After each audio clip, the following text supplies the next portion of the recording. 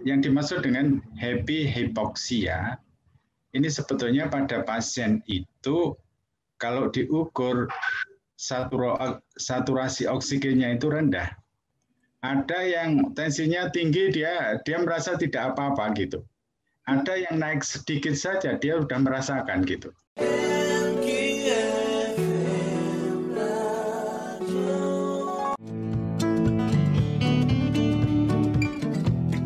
Bismillahirrahmanirrahim. Assalamualaikum warahmatullahi wabarakatuh. Bisa. Disiarkan Sahabat MK dari Gedung 1, Lantai 2 Universitas Abikom Yogyakarta, 92,3 MKFM Jogja, Inspirasi Keluarga Indonesia. Selamat siang Sahabat MK, selamat hari Jumat yang insya Allah berkah begitu ya. Di tanggal 9 Juli 2021 atau juga bertepatan dengan 28 Zulqa'dah 1442 Hijriah. Senang sekali sahabat siar Tara Fadilah menemani ruang dengar sahabat MK di kesempatan kali ini. Kita mengulik lagi begitu ya sahabat MK, lebih mengenal lagi ini terkait dengan pandemi yang harus kita waspadai untuk bisa mengalahkannya nih ya sahabat MK. Di program Inspirasi Siang Sahabat MK segmen Pandemi Talk, kita akan berbincang begitu ya Sahabat MK terkait dengan istilah-istilah yang mungkin masih asing di telinga kita Sahabat MK. Agar bisa semakin aware lagi begitu ya, karena memasuki hari ke-6 ini ya Sahabat MK, PPKM darurat di DIY khususnya ya. Ini kasus positif Sahabat MK di DIY ini mencapai sekitar 1.400 kasus Sahabat MK. Sehingga hal tersebut ini menuntut kita juga Sahabat MK untuk meningkatkan kewaspadaan, terlebih nih ya, akhir-akhir ini Sahabat MK varian Delta dan juga fenomena hipoksia ya. Dalam hal tersebut pasien tidak mengalami demam nih ataupun gejala, tetapi mengalami tingkat penurunan oksigen yang terus-menerus begitu ya, bahkan ekstrim begitu Sahabat MK. Dan bagaimana nih Sahabat MK kita mengatasi hal tersebut supaya lebih aware lagi begitu ya dengan diri kita seperti apa? Kita akan berbincang bersama Sahabat MK bersama dengan Dr. Osman Sinapiar, DMM SP PKK. Ini sebagai dari Departemen Patologi Klinik dan Kedokteran FK KMK UGM Sahabat MK yang alhamdulillah ini sudah standby begitu ya, sudah hadir di ruang dengar kita. Kita sapa terlebih dahulu. Assalamualaikum warahmatullahi wabarakatuh, Dokter. Waalaikumsalam warahmatullahi wabarakatuh, Mbak Dila. Alhamdulillah. Kabar sehat, Dokter? Ya, sehat ya. Sehat. Syukurlah sehat ya. Alhamdulillah ini Dokter. Ini kita belajar lagi nih Dokter terkait dengan pandemi ini istilah-istilahnya seperti apa, karena selain kita harus aware begitu ya Dokter ya, ini pengetahuan terkait COVID ini juga perlu kita ketahui.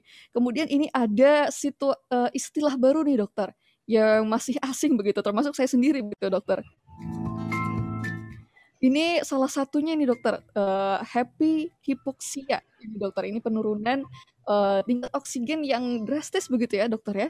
Nah mungkin bisa dipaparkan begitu ke sahabat MK termasuk saya juga, ini kondisinya hypoxia ini seperti apa sih Dokter? Ya, jadi pada penyakit COVID ini ya, kalau berat itu akan ada kondisi yang disebut dengan acute respiratory distress syndrome. Ya, tentu saja ini akan sesak napas. Maka sebagian kecil dari pasien COVID ini harus dibantu dengan terapi oksigen atau ventilator. Ya, yang dimaksud dengan happy hypoxia ini sebetulnya pada pasien itu kalau diukur saturasi oksigennya itu rendah, ya di bawah 95, tetapi pasien itu tidak merasakan sesak napas. Ya. Tidak merasakan sesak napas, ya. Jadi itulah yang sebetulnya kalau pada tubuh manusia itu ada mekanisme ya, mekanisme yang disebut dengan mekanisme homeostasis. homeostasis. Ya. Jadi kalau katakanlah misalnya kadar hemoglobin di tubuh kita itu kurang, ya, tubuh kita akan merespon, ya, mungkin memproduksi eritrosit atau memproduksi hemoglobin dan sebagainya. Nah, respon dari masing-masing orang ini juga bisa berbeda-beda, ya, bisa berbeda-beda. Nah, happy hypoxia ini tidak semua penderita COVID dengan gejala seperti ini, ya, tidak seperti ini, ya. Jadi memang ada sesak napas pada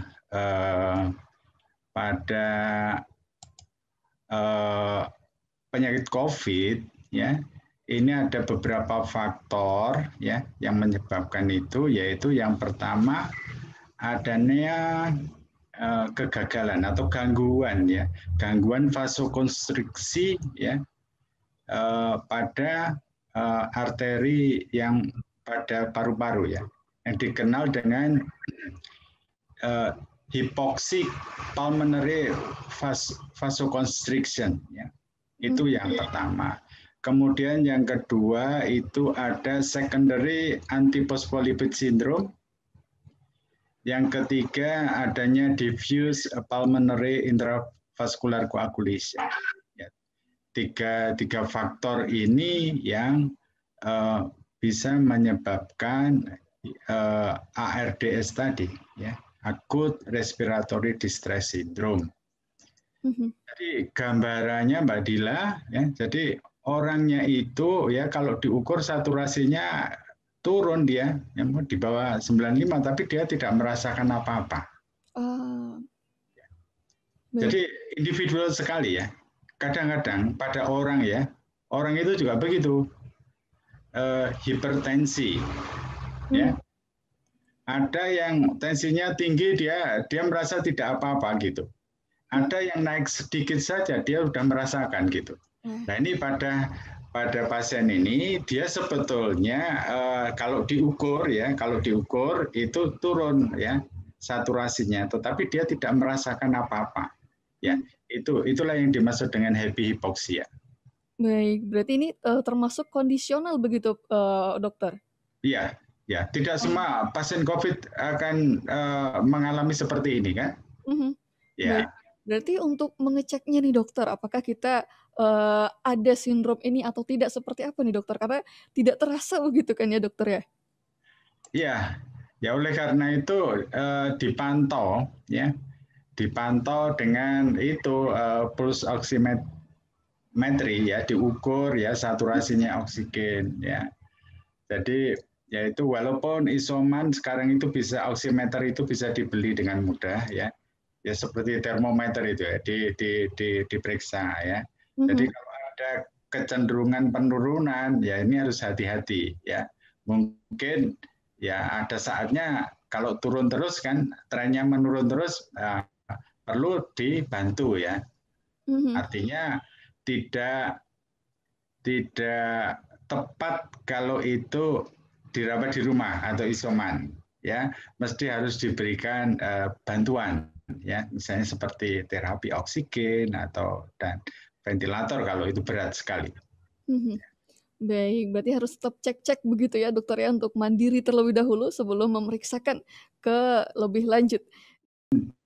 Sesudah itu kita miring, posisi miring, tapi tetap juga menggunakan 3 bantal tadi. Dan kemudian 30 menit juga. Kemudian ada juga satu lagi posisi yang di mana bantal ini kita tumpuk, ya, 3 bantal ini, dan kita terlentang di situ, ya. Jadi terlentang. Jadi posisi tubuh kita bagian atas lebih tinggi. Nah, selama 30 menit.